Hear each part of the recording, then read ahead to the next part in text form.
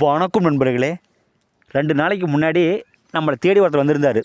வந்து என்ன கேட்டிருந்தாருன்னா, ஐயா நான் பல பக்கம் போனேன் மாந்திரிகம் பழகிறதுக்காக.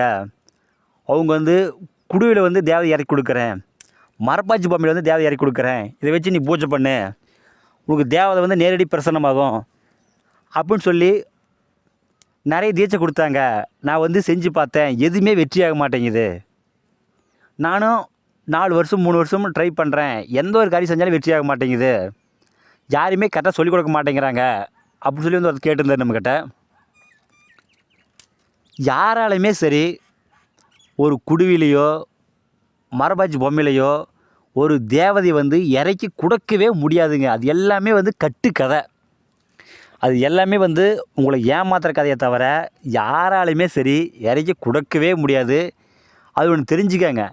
ஏன்னா அவ்வளோ பெரிய தேவதையை சாதாரண ஒரு நாம் அந்த எப்படி அந்த குடுவிலையோ அந்த மரபாச்சி பொம்மையிலையும் இறக்க முடியும், இது ஒன்று தெரிஞ்சுக்கங்க. சரிங்களா? மாந்திரிகம் தேடல இருக்கிறவங்க பழகிறவங்க இதெல்லாம் தெரிஞ்சுக்கங்க.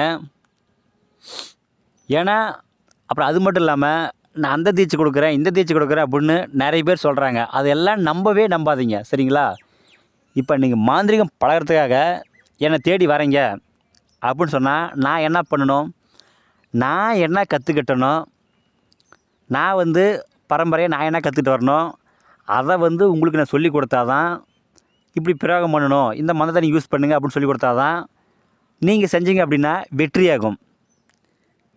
அதற்காக அந்த தேவதை கொடுக்குறேன் இந்த தேவதை கொடுக்குறேன் அப்படின்னு சொல்லி நான் காசுப்பட்டு அப்படி கொடுத்தா அது உங்களுக்கு வேலை செய்யவே செய்யாது. இப்போ உள்ள மந்திரவாதி 100க்கு 90% இப்படி தான் சொல்லி ஏமாத்துறாங்களே தவிர, நான் அதை கொடுக்குறேன் இதை கொடுக்குறேன்னு சொல்லி ஏமாத்துறாங்களே தவிர யாருமே சரி தெளிவாக சொல்லிக் கொடுக்க மாட்டேங்கிறாங்க. மாந்திரிகம் பழகிறவங்க இதெல்லாம் தெரிஞ்சுக்கங்க. அப்புறம் சில பேர் புக்கை கொடுக்குறாங்க, புக்கை கொடுத்து படிச்சுக்க அப்படின்னு சொல்கிறாங்க. சரிங்களா? புக்கை கொடுத்து நீங்கள் மாந்திரிகவாதி ஆகிடலாம் அப்படின்னு புக்கை வாங்கி நீங்கள் மாந்திரிகவாதி ஆகிடலான்னு நினச்சிக்காதீங்க. சரிங்களா? ஏன்னா இப்போ ஸ்கூலுக்கே போகிறாங்க அப்படின்னா ஏன் அவங்க புக்கை கொடுத்துட்டு கம்முன்னு விட்டுடலாம் இல்லையா, அவங்களே படிக்க சொல்லி விட்டுடலாம் இல்லையா, அதுக்கு ஏன் வாத்தியார் சொல்லி கொடுக்குறாங்க? ஏன்னா புக்கை விட ஒரு குரு முன்னாடி சொல்லி கொடுக்கறது தான் நல்லது. சரிங்களா? குரு சொல்லி கொடுக்கறது தான் மிகவும் சிறப்பு. நீங்கள் உங்களுக்கு தெரியல அப்படின்னா குருவை செஞ்சு காட்ட சொல்லுங்கள்.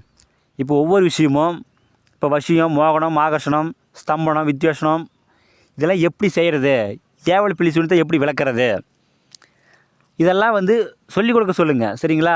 அவர் கண்ணு முன்னாடியே செஞ்சு காட்ட சொல்லுங்கள். அப்போ தான் நீங்கள் எந்த காரியம் செஞ்சாலும் சரி வெற்றியாகும்.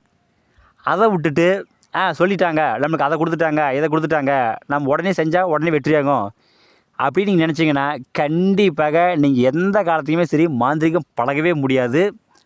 இதெல்லாம் தெளிவாக ஒரு குருநாதர்கிட்ட கேளுங்க.